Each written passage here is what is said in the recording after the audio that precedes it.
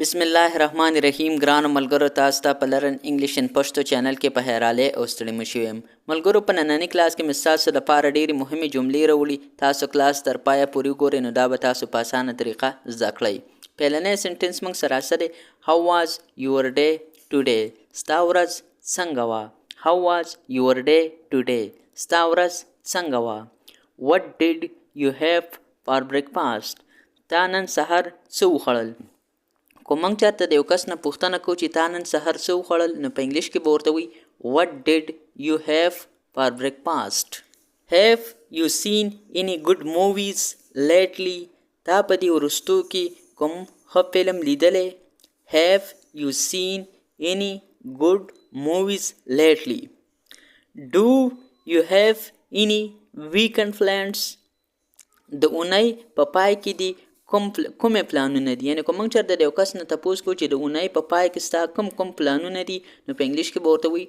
do you have any weekends plan what's your favorite book ستا خوښ کتاب کوم یو دی what's your favorite book ستا خوښ کتاب کوم یو دی where would you like to travel next ته چېرته د سفر کولو ارمان لري where would you like to travel next ته چېرته د سفر کولو ارمان لري do you play any musical instruments ته کوم موسیقي وسایل غږوي do you play any musical instruments ته کوم موسیقي وسایل غږوي what do you enjoy doing in your free time ته په خپل فارغ وخت کې څه کول خوښوي یعنې که موږ چېرته د یو کس نه پوښتنه وکړو چې ته په خپل فارغ وخت کې کوم څیزونه خوښوي نو په انګلیش کې به ورته وایي what do you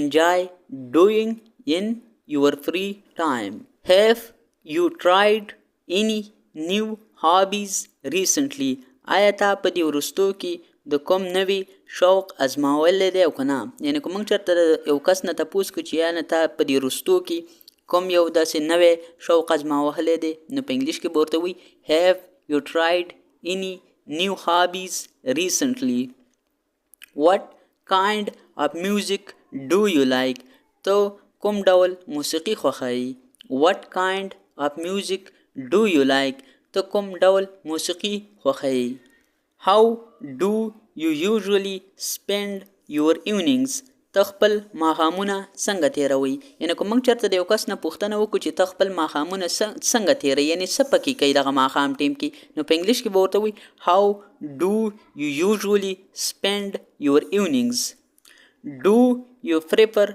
tea or coffee ته چای خوښوي که کافي که موږ چېرته د یو کس نه پوښتنه وکړو چې هلکه ته چای خوښوي که کافي نو په انګلیش کې به ورته وایي do you prefer tea or coffee what's the best advice you have ever received تر ټولو غوره مشوره دې څه وخت ترلاسه کړې ده که موږ چېرته د یو کس نه پوښتنه وکړو چې هلکه تر ټولو غوره مشوره تا په کوم وخت کې ترلاسه کړې یعنې تا ته چا یو داسې ښه نصیحت کړی دی اوسه پورې نو په انګلیش کې به ورته وایي what's the best advice you have ever received are you more of a morning person or a night owl یعنې ته سهارنی سړی که د شپې سړی یعنې که موږ چېرته یو کس وي چې هلکه ته سهارنی سړی که د شپې سړی نو په انګلیش کې به ورته وایي are you more of a morning person or a night owl what's your favorite season and why ستا خوښ موسم کوم یو دی او ولې یعنې که موږ چېرته د یو کس نه پوښتنه وکړو چې ستاسو خوښ موسم کوم یو دی او ولې دی نو په انګلیش کې به ورته وایي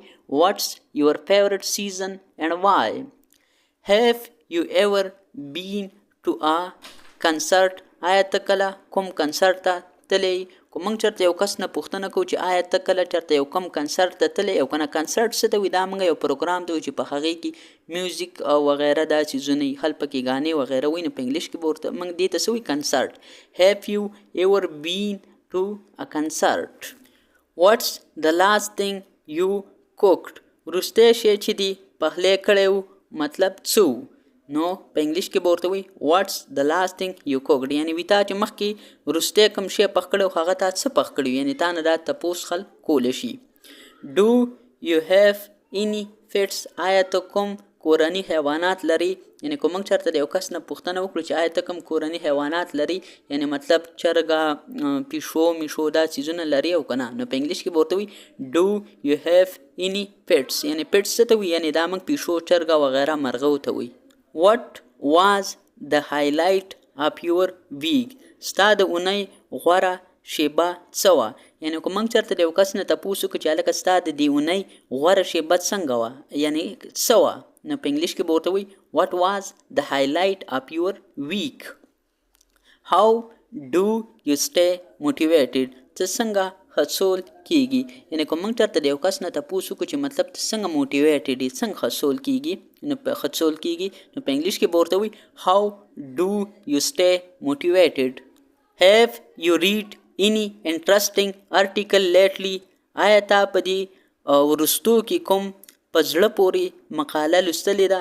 یعنی که موږ چېرته د یو کس نه تپوس وکړو چې تا په دې وروستو کې په زړه پورې چېرته یو داسې ښه مقاله یا مطلب ارټیکل ریډ کړی دی، نو په انګلیش کې به ورته وي Have you read any interesting articles lately؟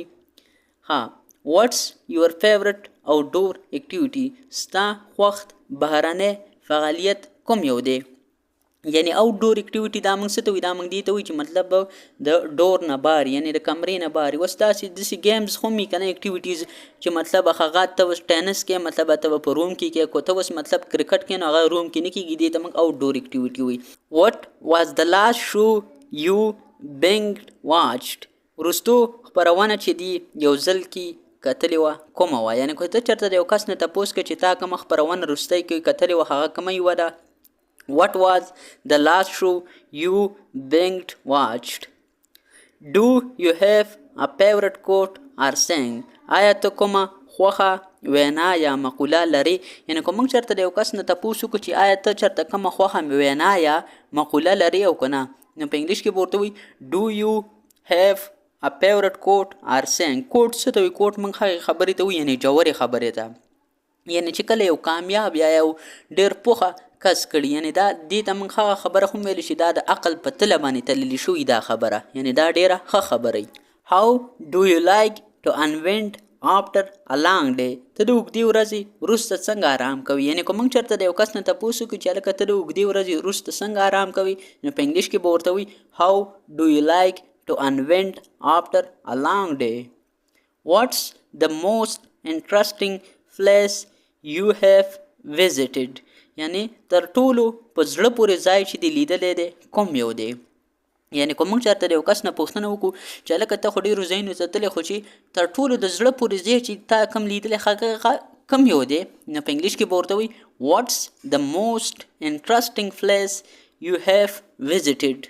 Do you enjoy cooking or baking؟ ته پخلی خوښوي که کیک پخول؟ یعنی کوکینګ څه ته وایي؟ کوکینګ موږ چې کله سبزي وغیره پخو، چکن وغیره غوښه، او بیکینګ چې کومه ده دا موږ سپیسیفیک د کیک پخولو لپاره ته وایي. یعنی که موږ چېرته یو کس ته وایي چې ته پخلی خوښوي که کیک پخول، نو په انګلیش کې به ورته وایي Do you enjoy cooking or baking؟ What's something new you have learned recently؟ تا په دې وروستو کې څه نوي زده کړي دي؟ یعنی که موږ چېرته د یو کس نه پوښتنه وکړو چې هلکه تا په دې وروستو کې څه داسې نوي زده کړي دي، څه نوې زده کړه دې کړې ده، نو په انګلیش کې به ورته وایي What's something new you have learned recently؟